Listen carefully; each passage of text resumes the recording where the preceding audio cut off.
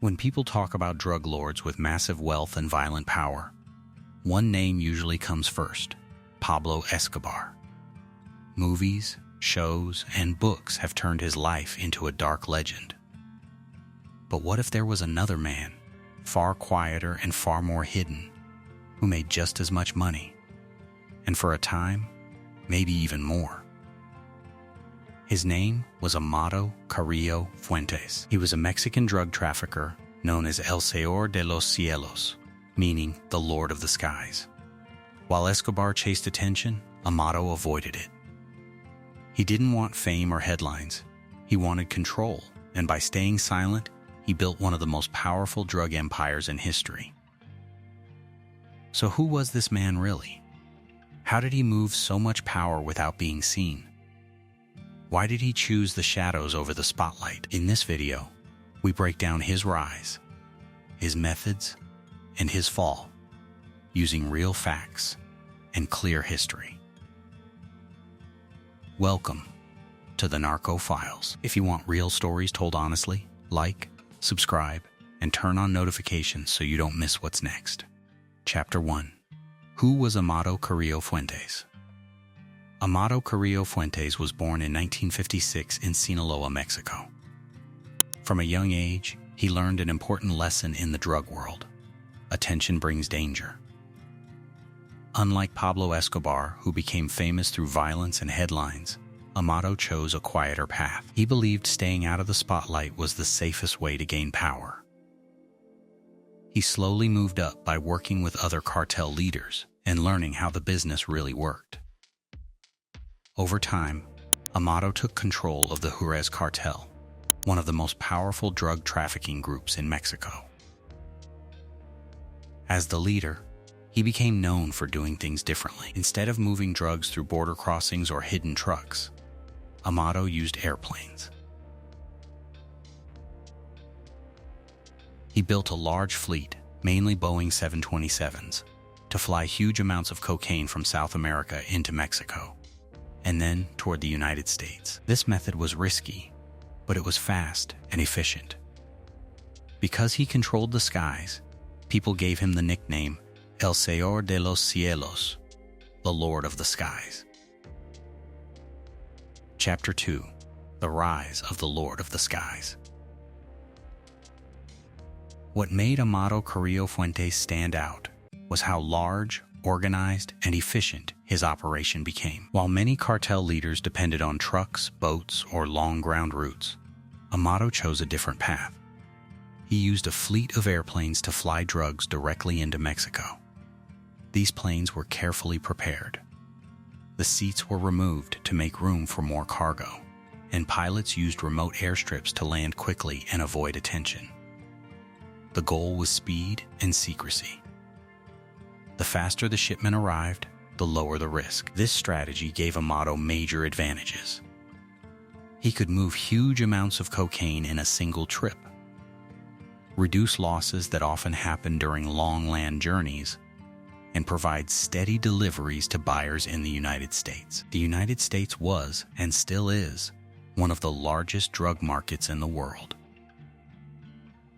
By controlling reliable routes into that market, Amado made enormous profits. Under his leadership, the Juarez Cartel became one of the most powerful trafficking groups in North America, respected and feared even by rival cartels. Chapter 3. How much money did he make? Estimating the real wealth of drug traffickers is never exact. Their businesses are hidden. They don't report income, file taxes, or share financial records. Still, experts who study the drug trade agree on one thing: Amado Carrillo Fuentes became extremely wealthy while leading the Juarez Cartel. Several reports suggest that his organization generated tens of billions of dollars over time. Some estimates place Amado's personal wealth at around $25 billion during his peak years. This would make him one of the richest figures in the history of illegal drug trafficking, putting him very close to Pablo Escobar in terms of money. For comparison, Escobar's peak wealth is often estimated at about $30 billion, though exact numbers vary. What matters most is that both men were among the richest criminal figures of the modern era. What makes Amado's case especially striking is that he achieved this wealth without seeking fame. While Escobar lived in the spotlight, Amado stayed silent, private, and hidden, a strategy that helped him survive and profit longer than many others. Chapter 4. The Man Who Avoided the Spotlight. One of the most striking parts of Amado Carrillo Fuentes' story is how quiet and hidden he stayed compared to other drug lords. Pablo Escobar was loud, famous, and openly violent. He enjoyed attention, and sometimes used his money to build things like housing projects and sports fields. Because of this, some people in Colombia once saw him as a Robin Hood figure, a view that ignores the fear, death, and suffering caused by his actions. Amado understood a different truth. He knew that media attention and government focus bring danger. He watched how Escobar's public image made him a constant target for authorities. So Amado chose silence. He lived privately, avoided flashy displays of wealth, and stayed away from public attention. Very few journalists wrote about him while he was in power. This quiet strategy helped him stay hidden for years and allowed him to build influence without being noticed. In the end, it made him one of the most powerful, yet least publicized, figures in the drug world. Chapter 5. How his empire worked. Amado Carrillo Fuentes changed the drug trade by building a new and highly organized distribution system. Instead of relying on old methods, he focused on speed, control, and trust. First, he used planes instead of trucks. This was his biggest move. By removing seats and making more space for cargo, his aircraft could carry very large amounts of cocaine in a single flight. This allowed faster transport and fewer chances of loss. Second, his group used secret runways and airstrips. These were hidden in remote areas and were hard for authorities to find. Planes could land quickly, unload the cargo, and leave before anyone could react. Third, Amado offered reliable delivery to suppliers. Because his routes worked so well, producers in South America trusted him. This trust often meant better prices and long-term loyalty. Finally, once drugs reached Mexico, his network moved them to border cities and into U.S. states like Texas, Arizona, and California, where demand was high. This system took years to build and required planning, corruption, and strong organization. It was a large operation run by many trusted people, not just one man. Chapter 6. The Fall of a King. Even though Amado Carrillo Fuentes built his empire quietly, danger was always close for anyone involved in the illegal drug trade. Law enforcement, especially the U.S. Drug Enforcement Administration, constantly monitored cartel activities and tried to stop them. In 1997, Amado's life ended in a strange and tragic way. He underwent plastic surgery to change his appearance and avoid being recognized. The surgery went terribly wrong, and he died in the hospital. Later reports suggested that the doctors who performed the operation were also killed, and their bodies hidden. A grim reminder of the violence and fear surrounding cartel leaders. Amado's death didn't immediately destroy the Juarez cartel, but it caused major chaos. Without a strong leader, rival cartels fought to take control of his territories. This led to more violence, insecurity, and suffering in parts of Mexico, as gangs battled for power and influence. Chapter 7. How his wealth compared to Escobar's. Most people automatically think Pablo Escobar was the richest drug lord in history. Many lists put him at the top, with an estimated net worth of around $30 billion at his peak. His fame, violence, and public life made him a well-known figure worldwide. But there was another man quietly building immense wealth at the same time.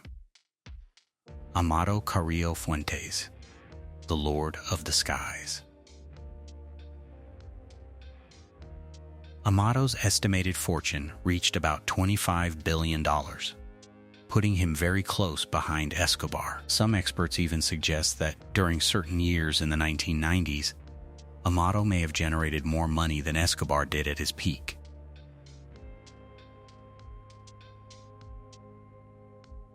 His massive air transport network, which moved cocaine quickly and reliably from South America to Mexico and the United States, allowed him to make enormous profits while staying mostly out of the public eye. It's important to understand that this comparison does not make Amado better or nicer.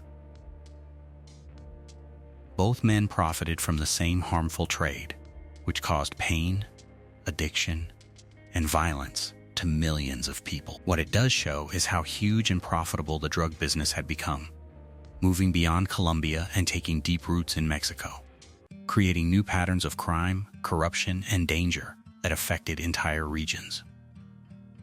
Amado's story reminds us that quiet power can be just as impactful and deadly as public fame in the world of organized crime. Chapter 8. A quiet legacy with loud consequences. So what can we learn from Amado Carrillo Fuentes' story? First, it reminds us that illegal empires can grow in silence. Some people with power stay out of the spotlight, not because they are humble, but because they understand that attention brings danger. Amado knew this and used it to his advantage, building one of the most powerful drug operations quietly. Second, his story is a cautionary tale about the cost of drug trafficking. Huge fortunes like those of Escobar and Amado were built on a trade that destroys lives, harming addicts, families, communities, and entire societies. The wealth came at a human cost that cannot be ignored. Third, it shows a long history of violence and corruption. Powerful cartels like Juarez and Medellin influenced governments, law enforcement, politics, and even borders for decades. Their reach changed societies and left lasting effects. Today, the global drug trade is more complicated than ever. New cartels rise, old ones fall, and demand continues to drive illegal markets. Amado's story reminds us that sometimes the quietest people hold the most power, but their actions still leave devastating consequences for millions of people. Amado Carrillo Fuentes was not a hero. He was not a good legend. He was a man who built a secret drug empire and became one of the richest figures in the world of illegal trafficking. While many people remember Pablo Escobar because of his loud fame, Amado's story shows another side of the narco world, a side that worked quietly, but with huge power and money. So what can we really learn from this story? How do hidden empires grow without being noticed? Why does silence sometimes become more powerful than fear? And most importantly, who truly pays the price for this kind of wealth? These stories are not told to glorify criminals. They help us understand how illegal systems work, how they spread violence and corruption, and why they cause deep suffering for millions of innocent people. Learning this history helps us see the damage behind the money and power. Thank you for watching the Narco Files. If you learned something new, please like, subscribe, and share. Remember, understanding the past helps us build a safer future.